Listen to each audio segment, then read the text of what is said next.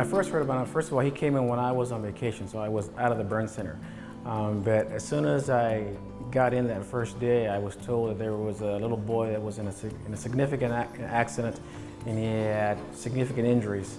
And so I looked into it, and when I received the order to start work with him, I started work with him, and I figured, well, this is going to be a challenge. It's definitely going to be a challenge. Now, his injuries are that the car obviously hit him, a moving vehicle, and he sustained what is called a C5, C6 sublux. Basically, it means that he broke his neck. He broke his neck, and he also tore or lacerated one of the major arteries from his heart to his head, to his brain.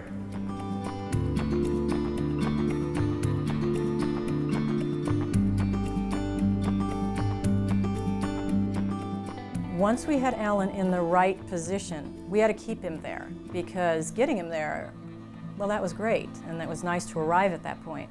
But he would, if we didn't hold him there, he would simply fall off and get to be where he was before. So we had to give him a strong spine. We had once again given him a straight spine, but that was transient. It was for the minute. And we had to give him a strong spine.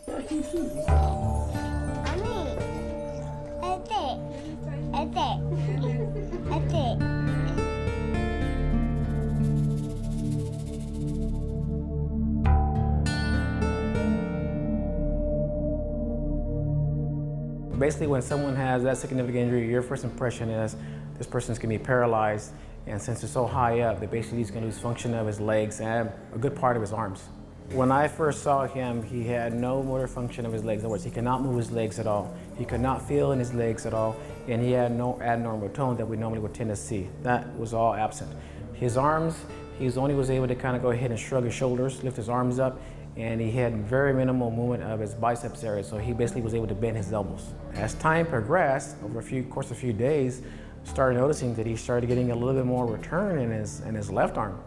And then sure enough, he started getting some more return in his right arm. And so at that time, I was letting the doctor, Dr. Vries, the neurosurgeon, let him know that, he's starting to get some function back in his arms. Just gradually, an arm would move, and that was good. Okay, great. And then gradually a lower arm would move. And then once the arms moved, then the hands moved. And that was very exciting, because usually with the spinal cord injury, you lose everything below. Well, once I was, I came by to see him at dinner, and he was actually moving the fingers very well. And I thought, if he can move his fingers, there's no reason, I don't think, that he can't walk. And then over a course of a few weeks, then I started noticing that one of his legs started moving. He started getting a little bit of tone starting to come back in his legs. But then he started getting some motor function in his leg, and he was actually moving it on his own. And that was surprising. I was like, wow, he's getting function in his legs.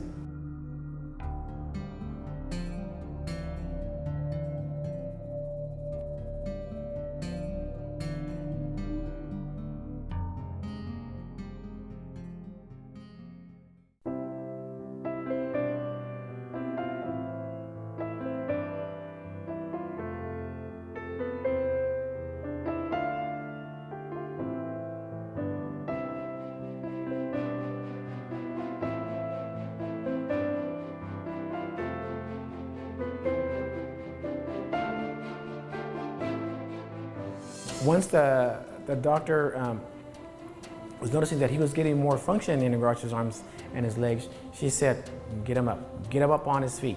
That's what we did, and that's when Ace said, okay, well, let's get him up. And the big thing we knew we had to watch when Alan got up, was we have to keep the halo down. And as long as we're keeping that halo down, it's not riding up, it's absolutely in place, we can really do anything with him, because I wanted him to be able to move and have the incentive to do things. Sit up and watch TV, sit up and eat his meals, start moving his legs.